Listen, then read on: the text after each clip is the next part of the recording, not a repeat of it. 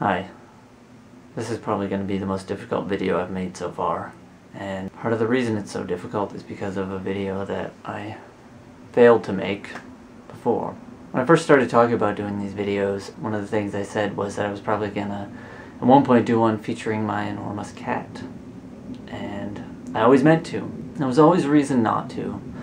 Part of it's because I was busy, and part of it's because I kept taking videos with my cell phone and doing them sideways, so most of my footage of him is terrible. But mostly I just didn't do it because I was procrastinating. I just never got around to it. And now I can't make the video that I wanted to make for you. I wanted to introduce you to him.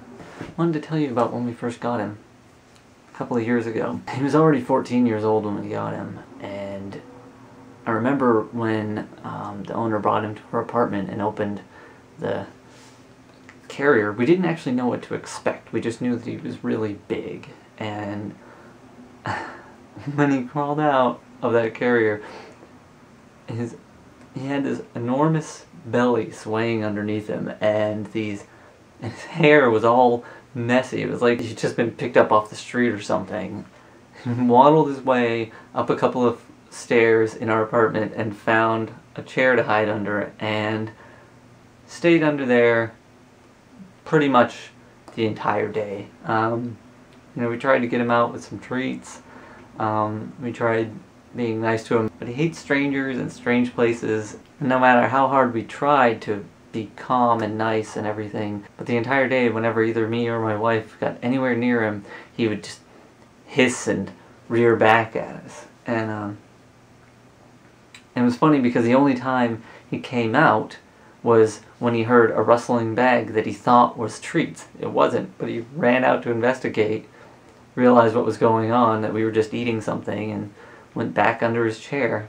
And it's kind of funny now because he ended up becoming so affectionate and nice and seemed to really love being around us in a really short amount of time. But it's hard for me to think about now because I think about that night and I think about how much he hated us just because he didn't know who we were and because he was in this strange place. And then I think about a few weeks ago when he was starting to feel bad, and we brought him to Angel Medical Center, and they had to take him away right away and put him in the ICU because he was having trouble breathing, and they had to put him in an oxygen cage. And all I could think about was how much he hates strangers and strange places, and here he is in this weird place with bright lights and loud barking dogs and people, all these people that he doesn't know, poking him and prodding him, and as far as he knows, just doing mean things to him. And I'm not there, and it was so hard that night to leave him there because he had to stay overnight in the ICU while they fed him oxygen and medications and things. And I hated leaving him because I knew how upset he was going to be. And when I brought him in, I was so sure I was going to be able to bring him home that night that I knew it wasn't going to be that bad. And then he had to stay that night and another after that. And it makes the story about his first time in our apartment less funny, I guess. I wanted to tell you about how after that night, very shortly, he started cuddling up with us. And he's the only cat I know that always would prefer to just be laying with you and just cuddling up against you as much as possible, using your leg as a pillow, or just holding himself against you and just for hours rather than going off and being on his own. Sure, sometimes he would hide in random places, and cats just do that, but he was the most affectionate cat that I ever knew, and I wanted to show you that. I wanted to show you his big body draped across my lap, but instead I'm here feeling weird because there's so much room on my couch. There's never this much room on my couch. I wanted to tell you about how when we got him, he weighed 27 pounds, but after 2 years of diet and exercise, he dropped down to 20. He went from being a cat that was so heavy and out of shape that when he wanted to lay on the ground, he couldn't actually do it. He would just pick a spot and then throw himself at the ground because he wasn't strong enough to lower his entire body down properly. To a cat that could leap from this couch to my chair several feet away just because he wanted to be next to me and be petted, and he was on the couch and I wasn't. Wanted to show you that, to show you how much healthier and stronger he was than he was when we got him. But that's no longer true. When we first adopted him, it was more of a foster situation. It seemed that way anyway. Like we were taking care of him for his owner, and the owner was going to be able to take him one day, and we were just going to take care of him until then.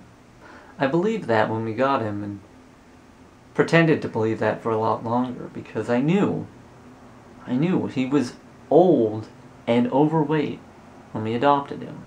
I knew that if I started to think of him as my cat, instead of a friend's cat that we were taking care of, I knew it was going to be really difficult if those years and that weight caught up to him, and I felt like he was my cat. If I was attached to him. That didn't matter. Just a few months after we adopted him, my wife and I had him in our anniversary photos. He was part of the family. We had millions of photos of him. When we got married, he was illustrated onto some of our wedding favors. Because he's part of the family. He's part of us. He wasn't somebody else's cat anymore. He was our cat.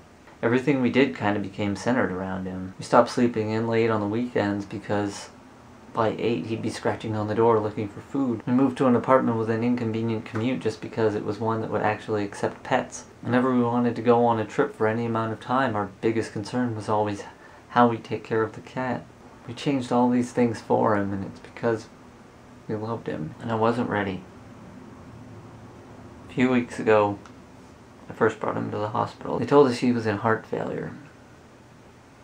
They got him out of it. It took 2 days. And they told us what he had was the thing that was someday going to end his life.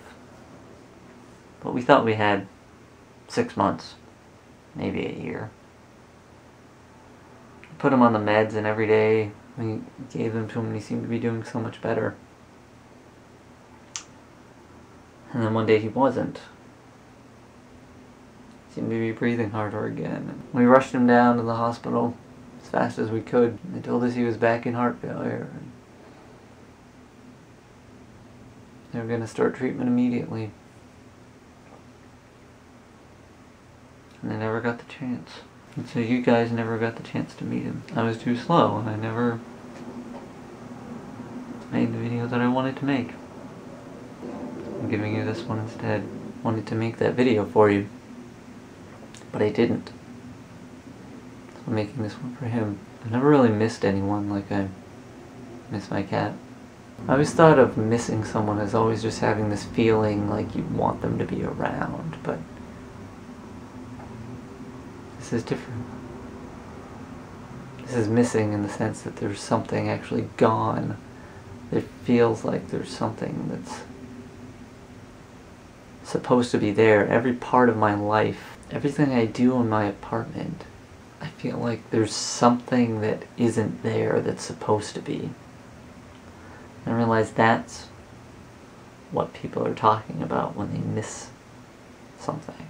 He's missing from everything. He's missing from this video. It's too late to do anything about that.